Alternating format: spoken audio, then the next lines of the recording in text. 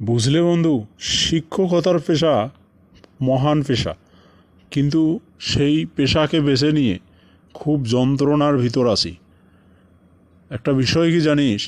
সেটা হচ্ছে যে বেয়াদব সন্তানকে মানুষ করা যায়, কিন্তু যে সন্তানের পিতামাতা বেয়াদব সেটাকে কখনোই মানুষ করা যায় না। আমরা যে সময়ে লেখাপড়া করেছি সেই সময় শিক্ষকের অনেক দাম ছিল। আমরা সাইকেল থেকে নেমে শিক্ষককে দেখলে সালাম দিতাম এবং তার সামন দিয়ে হেঁটে যেতাম, কখনোই সাইকেলে চড়ে যেতাম না। অথবা শিক্ষক যদি আমাদেরকে শাসন করত, এই বিচার আমরা বাড়িতে কখনোই দিতে সাহস পেতাম না। কিন্তু এখনকার বাচ্চারা, এখনকার স্টুডেন্টরা বাড়িতে বিচার দেয় এবং সেই স্টুডেন্টের পিতামাতা এসে শিক্ষকের বিচার করে যায়।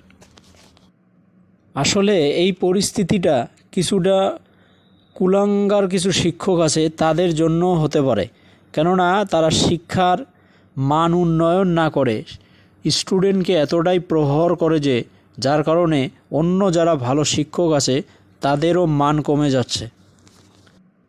শিক্ষার বিষয় নিয়ে তোকে চমৎকার একটা সুন্দর গল্প বলতেছি। সেটা হচ্ছে যে কবি শেখ সাদী রহিমাহুল্লাহ বলেছেন, আমি পশ্চিমের কোনো এক দেশের কোনো এক মক্তবের এক ওস্তাদজিকে দেখলাম, চেহারা অত্যন্ত বিকৃত, কর্কশভাষী, বদমেজাজি এবং অত্যাচারী। আসলে তার শরীরটা এতটাই বিকৃত ছিল যে অনেক মুসলমান তাকে দেখলে সেই মুসলমানের সন্তুষ্টি নষ্ট হয়ে যেত, আর তার ছাত্রছাত্রীরা কেউ হাসতে পারতো না, সন্তুষ্ট চিত্রে কথা বলতে পারতো না।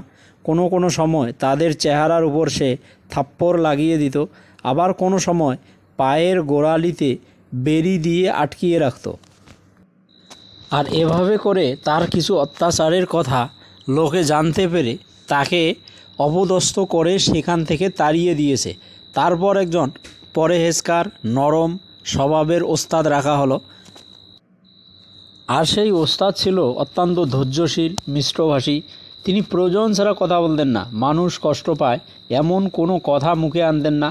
বালক বালিকাদের অন্তর থেকে পূর্বের ওস্তাদের ভয় দূর হয়ে গিয়েছিল এবং দ্বিতীয় ওস্তাদকে ফেরেশতা স্বভাবের পেয়েছিল।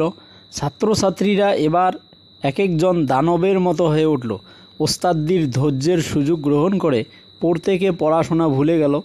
এভাবে তারা সবাই একত্র হয়ে খেলতে বসত। অর্ধলিখিত স্লেট একে অন্যের মাথায় ভাঙত।